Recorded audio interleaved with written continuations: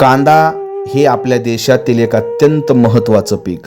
अनेक शेतकऱ्यांचा संसार, प्रपंच, त्यांच्या मुलांची शिक्षण, मुलींची लग्न, सर्व आर्थिक व्यवहार या पिकावर अवलंबून असतात. याच कांद्याच्या पिकाच्या रोजगारावर अनेक मजुरांची घरं चालतात.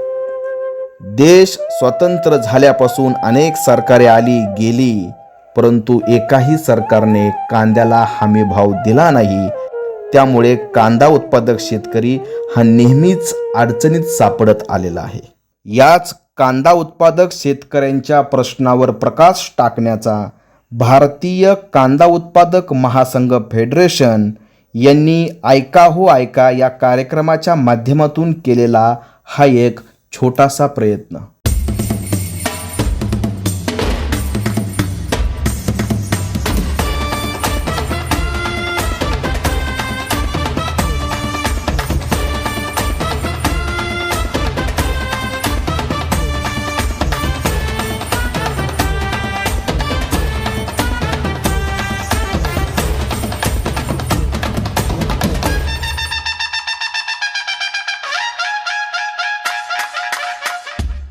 नमस्कार रसिक प्रेक्षकांनो, ऐका हो ऐका याच्या आपल्या सदरामध्ये मी नवनाथ ढमे आपलं सहर्ष असं स्वागत करतो. तर आपल्याला माहितीच आहे की याच्या सदरामध्ये आपण कांदा उत्पादक शेतकरी, त्यांच्या अडचणी, त्यांच्या समस्या, त्यांचे एकंदरीत काय हाल आहेत याच्यावरती आपली ही सध्याची सिरीज चालू आहे. आणि त्याच्यात आपण वेगवेगळ्या शेतकऱ्यांच्या, कांदा उत्पादक शेतकऱ्यांच्या मुलाखती घेत आहोत. तर आजच्या सदरामध्ये आजची आपण मुलाखत घेत आहोत ते म्हणजे सचिन झावरे, मुक्काम पोस्ट इनामगाव, तालुका शिरूर, जिल्हा पुणे यांची. सचिन सर, सर्वप्रथम आमच्या या कार्यक्रमात तुमचं मनपूर्वक स्वागत. नमस्कार. नमस्कार. नमस्कार. तर आता मला सांगा, तुम्ही किती वर्षापासून कांद्याचं उत्पादन घेता? कांदाचं उत्पादन गेले 20 वर्षापासून मी घेत आहे. तर काय तुमचा या 20 वर्षातला अनुभव कांद्याच्या संदर्भातला काय आहे, की काय हे पीक कसं नेमकं तुम्हाला फायदा करून देतं का जास्त लॉसमध्ये जातं का, नेमकं काय तुमचे अनुभव काय आहेत 20 वर्षातले? 20 वर्षातले एकंदरीत सर्व अनुभव जर सांगायचे असतील तर जशी साखरेची कडू आणि गोड कहाणी असती तशीच कांद्याची देखील रडवलेली कहाणी आपल्याला ऐकता येईल. काही दिवस कांद्याचे चांगलेही असतात, काही दिवस कांद्याचे वाईटही दिवस आपण पाहिलेले.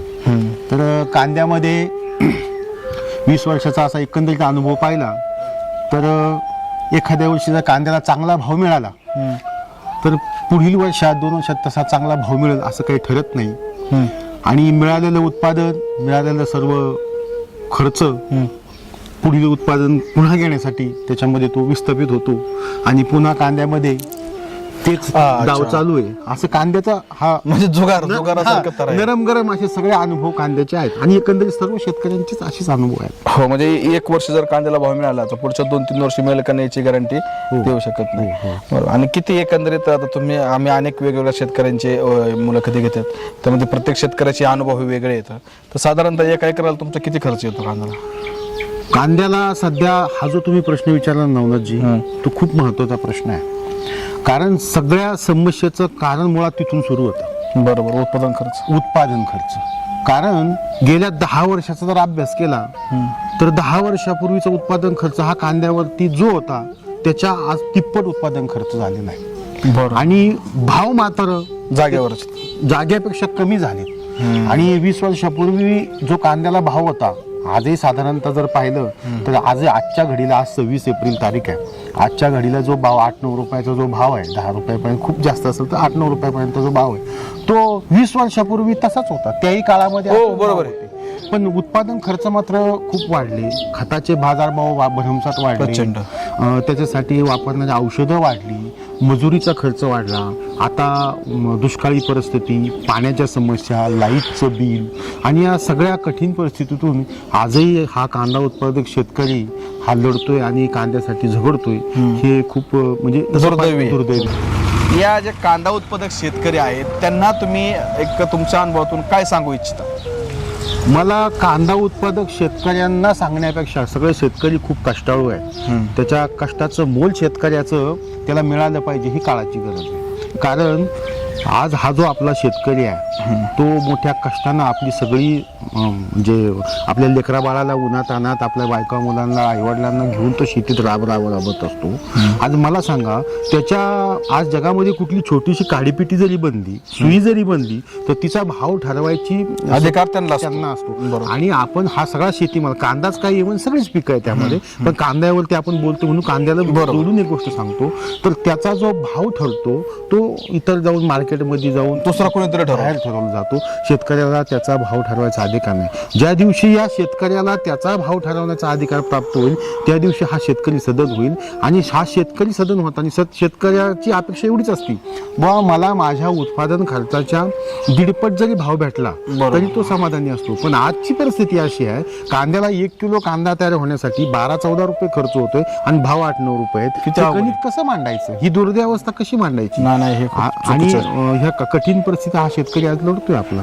बरोबर आहे. तुम्ही जो मुद्दा मांडला ना खूप महत्वाचा आहे की आज इथं कुठलीही मॅन्युफॅक्चरिंग कंपनी असेल, त्याचं जे प्रोडक्ट तयार झाल्याच्या नंतर अगदी फार सुई असेल किंवा मोठा एखादी कार असेल, त्याचा भाव ठरवण्याचा अधिकार त्या मॅन्युफॅक्चरिंग त्या मालकाला असतो, किती रुपयाला ठरवायचं.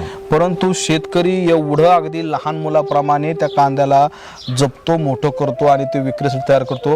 आणि विक्रीसाठी तयार केल्याच्या नंतर मात्र त्याचा भाव ठरवण्याचा अधिकार त्या शेतकऱ्याला नाही. ही जगातली नाही, ही शेतकऱ्यांसाठी खूप मोठी शोकांतिका गोष्ट आहे. आणि ज्या दिवशी शेतकऱ्याला त्याच्या मालाचा भाव ठरवण्याचा अधिकार येईल त्या दिवशी कुठलाही शेतकरी कधीच आत्महत्या करणार नाही. आणि शेतकरी आणि जशा इतर समाजातील शेतकरी वर्ग सोडून सगळ्या कॉर्पोरेट समाजामध्ये त्यांना प्रत्येकाची स्वप्न जगण्याचा अधिकार असतो, तो शेतकऱ्यांना का नसावा? तोही अधिकार त्यांना शेतकऱ्यांना हवा असेल. त्यासाठी कांदा उत्पादक शेतकऱ्यांची जी व्यथा आहे तुम्ही जो मांडताय या ठिकाणी, हा चांगला विषय तुम्ही घेऊन या ठिकाणी आले. तर कांदा उत्पादक शेतकऱ्यांच्या व्यथेसाठी आज शासन दरबारी शासनाने देखील त्यासाठी खूप विचार करणं काळाची गरज आहे. आज बाहेर देशामधील कांदा महाग आहे आणि आपल्या देशामध्ये कांदा स्वस्त आहे, फेकून द्यावा लागतोय. आणि ते कांदा ही नाशवंत आहे, कुठेतरी धोरणं चुकतायत. शासकीय धोरणं देखील याला जबाबदार आहेत. त्यासाठी शासनाने सुद्धा याच्यावरती विचार करणं काळाची गरज आहे. शेतकऱ्यांच्या सद्य परिस्थिती विचार करणं काळाची गरज आहे. कारण गारपिटी सारखी घटना आता अलीकडच्या काळात घडली. खूप मोठं नुकसान या वादळ वाऱ्याचं गारपिटीचं मध्ये शेतकऱ्याचं झालेलं आहे. याच्यातून सावरण्याची आणि शेतकऱ्याला उभारी देण्याचं काम शासनानं आणि सर्वांनीच करावं. आणि समाजाने देखील यासाठी शेतकऱ्याच्या पाठीमागे उभं राहावं. शासन आणि समाज हा एकत्र ज्यावेळेस येईल आणि एखाद्या घटकाचा विचार करेल, शेतीच्या घटकाचा, तर त्याचा समाजाला चांगला नक्कीच होईल. कारण शेवटी जगामध्ये कुठली गोष्ट तयार होण्याची जरी कंपनी असतील तर अन्न मात्र शेतकऱ्याच्या शेतातच तयार होतं. आणि शेतकऱ्याच्या शेतात तयार झालेलं अन्नदाता हा शेतकरी, त्याला सुखी कसं करता येईल एवढीच या ठिकाणी अपेक्षा आहे. नक्कीच. तर आमचे सर्व रसिक प्रेक्षकांना त्याचबरोबर सरकारला देखील आमच्या आजच्या या कार्यक्रमाच्या माध्यमातून आम्ही विनंती करतो की हे विविध मुलाखतीमधून आपण पाहिलं, आज देखील सचिन सर तुम्ही अत्यंत प्रामाणिकपणे तळमळीने अभ्यासपूर्ण तुमचं मत या ठिकाणी मांडलं आहे. त्यांची एकच रास्त मागणी आहे सरकारला की बाबांनो, आमचा जो उत्पादन खर्च आहे तो उत्पादन खर्च जाऊन आम्हाला त्याच्यात थोडं तरी मिळावं, ही त्यांची माफक अपेक्षा आहे. ते तुमच्याकडून काय खूप मोठी अपेक्षा करत नाही. इतर उद्योगपतींसारखं तुमच्याकडून मोठमोठं कर्ज घेऊन दुसऱ्या देशामध्ये पळून जाण्याची त्यांची अपेक्षा बिलकुल नसते. तर मला गव्हर्नमेंटला सांगायचे की या कांदा उत्पादक शेतकऱ्याचं दुखणं तुम्ही समजून घ्या. त्यांना कमीत कमी त्यांचा हमीभाव मिळून थोडंफार तरी पैसे मिळावेत, एवढं तरी त्यांना भाव द्या. एवढीच आजच्या कार्यक्रमातून मी सरकारला विनंती करतो. सचिन सर, तुम्ही आमच्या आजच्या कार्यक्रमामध्ये सहभागी झाला त्याबद्दल तुमचं मनपूर्वक आभार. धन्यवाद.